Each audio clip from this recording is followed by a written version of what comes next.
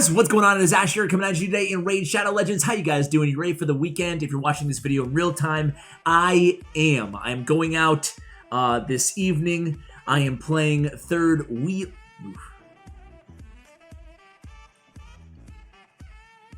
Hey guys, what's going on? It is Ash here coming at you today in Raid Shadow Legends. How you guys doing? If you're watching this video in real time, the day of the upload or the day after, any big weekend plans, let me know. This is probably like my favorite time of year personally, at least in New England where I'm from. The weather is beautiful outside. I take my son for trail walks, try to enjoy. We have this kind of old Revolutionary War fort in the area, so we love hanging out there and having some fun. What do you guys do to kick back and enjoy the autumn weather?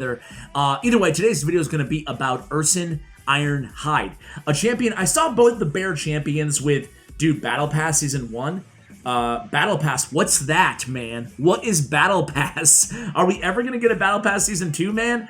It really, really sucks that they brought the feature into the game. Not to be a Debbie Downer here, but they brought the feature into the game, and then it was just, they only had one season, right? I mean, if I'm the developer, and again, I'm not trying to just criticize for the sake of it, but if I'm the developer, I'm going to get a couple seasons ready before I introduce a new feature. I'm not just going to do one season and then peace out. Later, guys. See you in 2021. I really like the Battle Pass. I just want to see, Season 2, right? Anyway, do other games do that? Not the games that I play. Do other games make you wait a whole another, months and months after Season 1? Or is it immediately the next season, Season 2? I don't know. Anyway, guys, Ursin Ironhide, I took a glance at this dude, and I was like, both the bears, and I was like, man, underwhelming. These guys are just meh.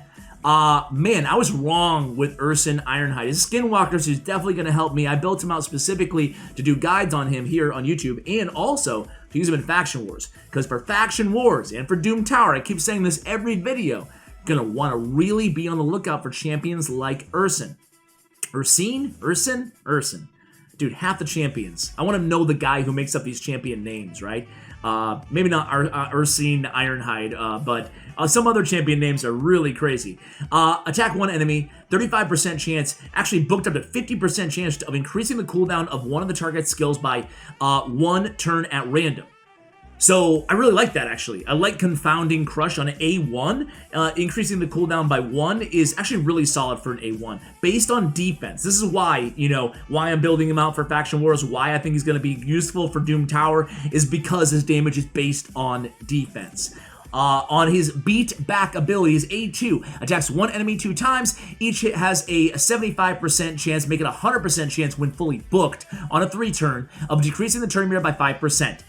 It decreases by 10% if the target is under a decrease attack debuff, which is on his A3.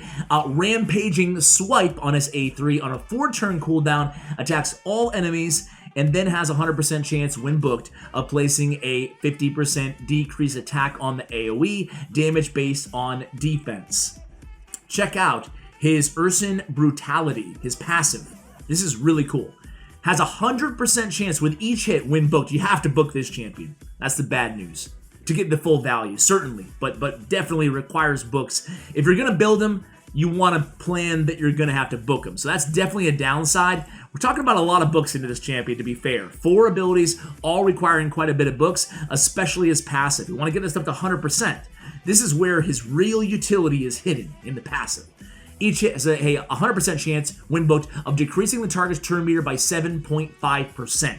Each hit also has a 100% chance of putting one of the target's skills on cooldown if the target is under decreased crit rate. So pairing him with a champion on your team who has a decreased crit rate debuff is going to be great as well. To putting one of the target skills on cooldown, that's really, really strong, okay?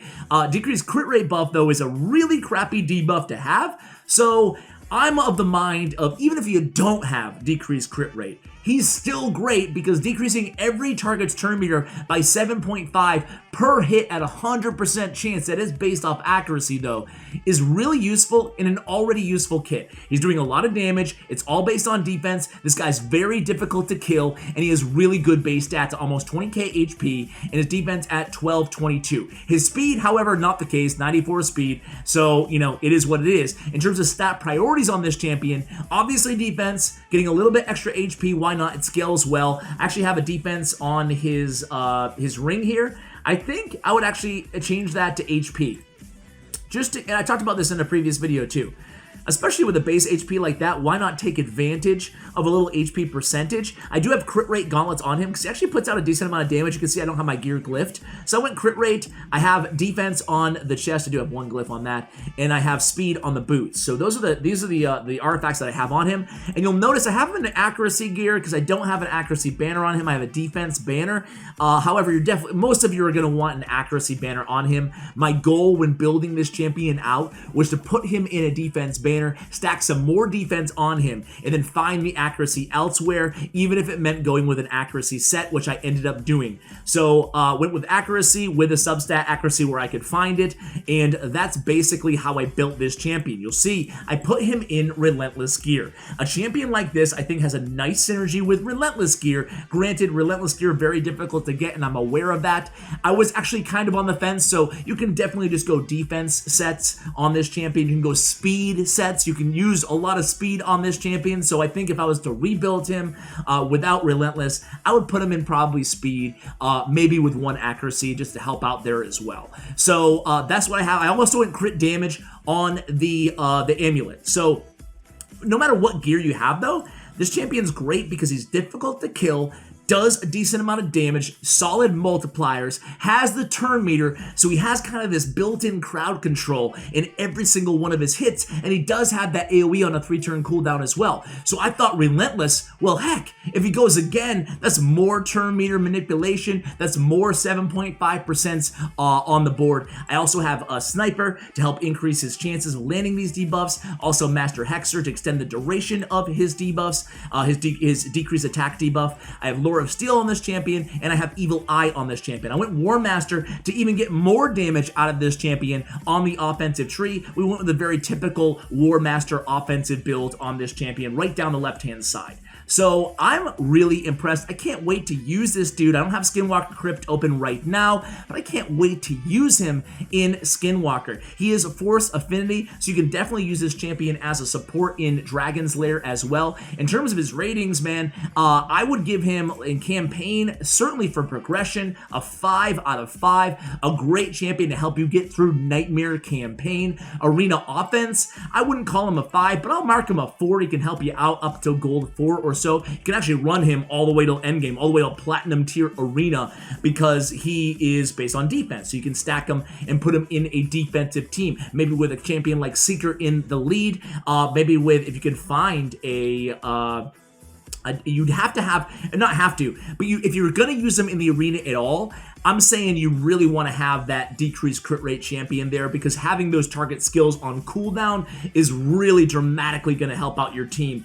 It would be a really fun synergy to try him out with a decreased crit rate debuff champion on the same team with a bunch of kind of defensive based champions, still the Drake type champion as well. It'll be really fun. So Clan Boss, I'm going to give him a 4 as well. He has a decreased attack on a 4 turn, not bad, right? But at the end of the day, and he's based on defense. You can build him to last a long time against Clan Boss, but you know, he's not bringing anything really additional to the kit. I think there's other champions that kind of serve this decreased attack role a little bit better than him. But with that being said, again, his stats are all in line to kind of perfectly be a final piece to your Clan Boss team, and the fact that he's gonna last a long time. Think of like, you know, a Ursin Ironhide, certainly not as good, but in the turn meter, of course, of the passive isn't even gonna work. So diminished returns, however, his stats say that he can definitely survive in Clan Boss as a kind of a, I don't know, defense-based survivable champion. 5 definitely in Faction Wars. Spider's Den, he has the negative affinity matchup. I'm going to give him a 3. I don't think he's that good for Spider's Den. And then Dragon's Lair, he does have the good matchup. I'll give him a 5 there, especially for progression. Again, Ice Golem 20, wouldn't really use him there because of Spirit Affinity, but overall, any other Ice Golem progression, he's definitely a 5, so we'll call it a wash out of 4. Fire Knight, 1 hitter on his A1, 2 hitter on his A2, and an AoE on his A3. Really not the type of champion that I'm going to be bringing into Fire Knight, but he's not the worst either. He's not going to die, at least, you know. I'll give him a good on a 3, and, you know, he's pretty serviceable, obviously, as well. Let's go ahead and try this champion out here, guys. I think overnight I fell out of Platinum Tier Arena. Let's see how close I am. Yeah, I'm a little ways away from Platinum, but I want to go ahead and show him to you guys anyway. Let's bully this dude. Let's take out, I don't have a decreased crit rate on this squad. Let's take out Krisk and put in the bear and see how we do here. I think that he'll probably put out the most damage on my team. And where the heck is he? Here he is. And no aura on this champion, so nothing to really talk about there. Any of you guys build the bears? What about his brother bear? I forgot the name of the white bear. But either way, he's cool, man. He looks like he shouldn't be a skinwalker to me, right? He looks like he should be a faction all in his own, the bear faction, right? And you can see he can take a hit.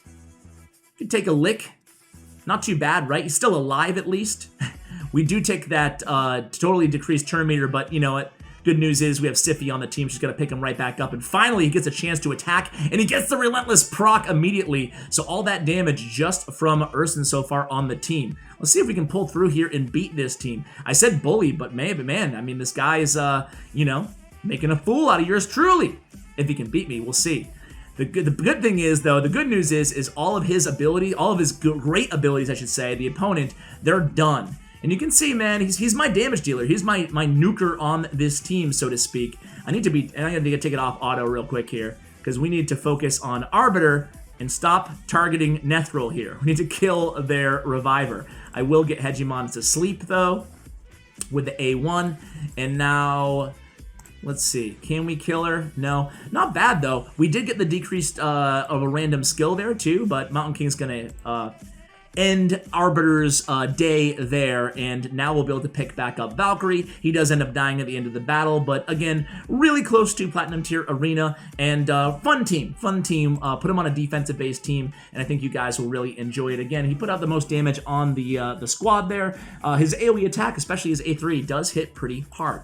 Okay, let's go ahead and show you guys him in I might use him in a tag team, defensive team. I'm trying to build a second defensive team because I think the meta is going a little bit away from all speed all the time. People are, you know, it's a speed race, and it's especially with all the whales just buying up more and more and more speed artifacts in the game. It's like, you know, unless you're going to spend $1 million, you're going to have to come up with another strategy other than speed, I feel like. That's just my personal opinion. So let's go ahead and show you guys here in Dragon's Lair. Again, he does have the appropriate affinity for Dragon's 20. Again, a progression champion and an end game champion. So a good champion to kind of, I was doing that all Dark Elves faction thing, but I kind of gave up on that. Do you guys like that? I can't say I love it. I can't say I love it, really. I mean, the good news, if you're looking for a bright spot, a glass half full, is that you can, it's easier to finish first if you actually have a decent Dark Elves team. Problem is not a lot of people have a decent all Dark Elves team, so I personally actually don't really love it. I don't need Seeker in there. What I do need is I'm gonna make a team, I'll be right back. Alright guys, so interesting news here. I'm sure a lot of you guys are screaming at your video earlier, and I won't edit this out because I like to own my mistakes. Not my mistakes, but my oversight. So Ursine Ice Crusher is the only champion, the white bear, if you will. His brother, Bear, is the only champion in the game who has decreased crit rate. That's it, and I don't have them built out, so we can't see that. I guess that's why you have to use the bears together. I do think it'd be cooler if there were companion champions in the sense that you know, they had those abilities that are only available if the other bear is on the team in addition to that. But yeah, that's very interesting. His brother Bear, if you will, has, I don't like him as quite as much as this guy. He has the block cooldown skills, a chance for block cooldown skills on the A1 as well. He has the decreased crit rate on the A2, and damage decreases the damage of all allies received when critical hits by 15%. Fills his champion's turn meter by 5% whenever an enemy lands a normal, strong, or weak hit. Actually, you know what? I kind of like the bears together. I take it all back. I take it all back, guys. Pretty cool to have both of the Ice Crusher and this Ursine, both the Ursines together on the same team. I think that'd be actually pretty cool.